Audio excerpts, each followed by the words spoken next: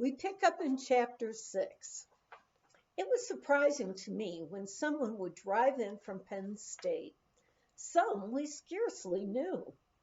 I think it was curiosity that directed them to see how we fared out here in the Wild West.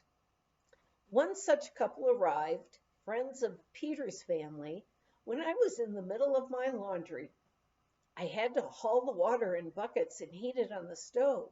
And then I scrubbed the dirty socks, jeans, towels, and other laundry using an old-fashioned scrubbing board in the tub. Our visitors were checking up on us, I thought. Quickly, I covered the tub of soapy water with clothes soaking in it and asked them to sit down while I fixed some coffee. "We thought we'd stay over till tomorrow night if it's okay with you," they said. "Sure," I said, frantically thinking, where will I put them up? Then I remembered we had put up twin beds in the loft room above where the boys were staying in the ranch house. I had enough clean bedding, so made up the beds. I showed them where they could wash outside, also the three-seater privy out under the aspen trees. When they were all set, I told them, "We're invited to a bridge and potluck party this evening. I know you'll be more than welcome. It's Saturday, and the boys working at the ski area like to go to Denver for the weekend. I don't have to worry about feeding them." I sat around talking to the couple who looked amazedly around them. "Don't you get terribly bored out here?" asked the wife. I thought to myself, I'm bored right now. I would rather have had my clothes drying in the wind and been off on a walk with the children. They thankfully were up at Ganong's playing cowboys and Indians around the cliffs of Porcupine Mountain. Instead, I had to sit here and serve tea to someone I'd never visited or have them visit us back east. We had never wanted to belong to the country club crowd, of which they were active members. Max, Earl, and the boys finally came back. After washing up, changing clothes, and gathering the kids from up the road, we headed out to one of the ranches for a delicious dinner and several hours of bridge. Fortunately, our guests were bridge players par excellence, so Max and I, who were complete beginners, bowed out and enjoyed kibitzing. Around 10 o'clock, someone said, "It's time to get over to the Dillon Town Hall for the dance." I told our guests that it would be a lively square dance and a potluck supper. "You'll be right hungry after a square or two," they were informed by a player at their table. "We've never done any square dancing," they said beseechingly. "Oh, we'll learn you," our good rancher friends assured them.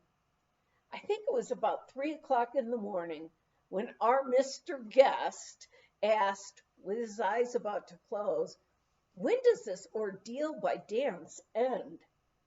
We took pity on them and drove home. I didn't have the heart to tell them that we would be awakened at 6 o'clock the next morning so we could all be out at the Higgins Ranch for the branding. We were looking forward to it. The beer cooling in the stream, trying to hold down a young calf, which I was determined to try and did, and the great supper on the ranch porch overlooking the valley of the 10-mile range. The next morning, as our guests took their departure, I noticed they did not ask me if we ever got bored out here. Mrs. Guest did say, with a twinkle in her eyes, "Can't wait to tell my friends back east about those prairie oysters." I said, "I didn't tell you because he didn't want me to, but Tom Higgins, our host at the branding yesterday, is a graduate of Penn State, and his wife is a graduate of Wells College. Out here, we couldn't have better neighbors. Frankly, I don't care where they come from, and what's more, they don't care where we come from. It's another world. Now Interstate I-70 intersects Hidden Valley Ranch. Condominiums start long before you come to the ranch house site. As I drive down from the Eisenhower Tunnel today, I look to the right when I come to the lovely green meadows and think back to those branding parties at the Higgins Ranch. Luckily, no condos have been built on those meadows, only across the highway to the south. Peter went back years later. He found the old garden gate and part of the hoopie that they would ride backwards to town. A hoopie is an old car which has been modified so it drives backwards to push hay in the fields. Dimp and Lula knew I wanted a real bathtub.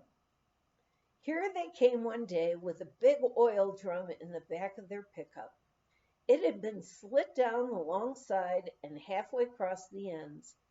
These flaps were folded back, and then they lifted it out of the truck onto the ground. The fold-out sides set right into the dirt, so it was very steady. "There," said Dimp, "you've got the best gall-darn bathtub in the county. All you got to do is fill it from the ditch in the morning, let the water warm in the sun, and you've got a real nice bath." How great, I thought, and I thanked them heartily. "By the way, Dimp," I asked, "do you know who that clown was at the rodeo Sunday?" Dimp and Lula laughed loudly. Lula just about choked, she laughed at so hard. "You mean you don't know? Why, you eat breakfast with him every day and even sleep with him." "What?" I couldn't believe it. "Max?" But then again, who else could have caught that calf? Max had even tried to teach me some rope tricks. Of course he didn't dare tell us. He probably thought Oma and Opa and I would be upset. Wait till I tell him I know. "Don't be too hard on him, Edna," said Dimp. "After all, I loaned him those striped overalls. A cowboy wouldn't be caught dead in that kind, but I wear 'em in the mine." When the crew returned from that afternoon from Arapahoe Basin, I asked Max, "By the way, I've been wondering who that clown was at the rodeo last Sunday." "You're looking right at him, honey," Max smiled. "But don't tell Oma and Opa. They'll think I've really come down in the world." "That flask of whiskey you had in your back pocket, where did you get that from?" I asked. "It was funny when the old cowboy dove for it in the dust. I let it fall out on purpose to see what would happen. It looked like whiskey was flowing out of it, but Lula had filled it with tea. She and Dimp thought up that one. Come over here and see the beautiful bathtub that Lula and Dimp brought." "It'll take a lot of buckets of water from that irrigation dip to fill it," Max said. "I can already envision myself lying luxuriously in all that sun-warmed water," I answered. I decided that the first thing tomorrow I would try it. Next morning found me hauling buckets of water to fill the tub. I'd set it up on the east side of the cabin where it would get the early morning sun and none of the afternoon west wind. One drawback was this was close to the Montezuma Road with no trees for privacy.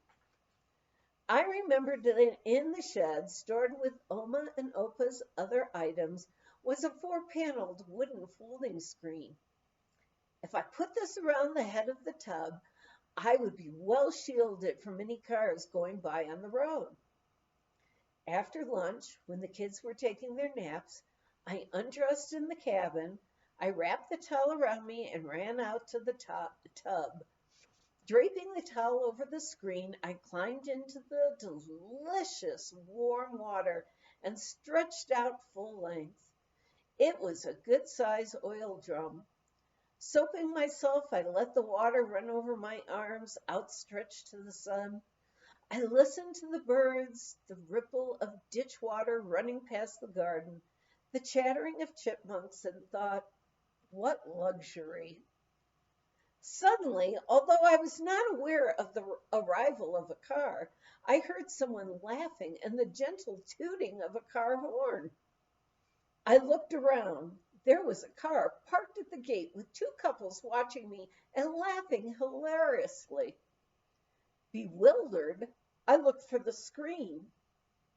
The screen had blown, the breeze had blown it gently over, and there in the dust lay both the screen and the towel. Embarrassed, I ducked down as far as I could into the tub. Fortunately, they took pity on me and soon drove away. I made a wild dash to the cabin. After that, I had Max move the tub so that the cabin was between me and the road. I had seen pictures of peasants washing clothes at the side of a stream.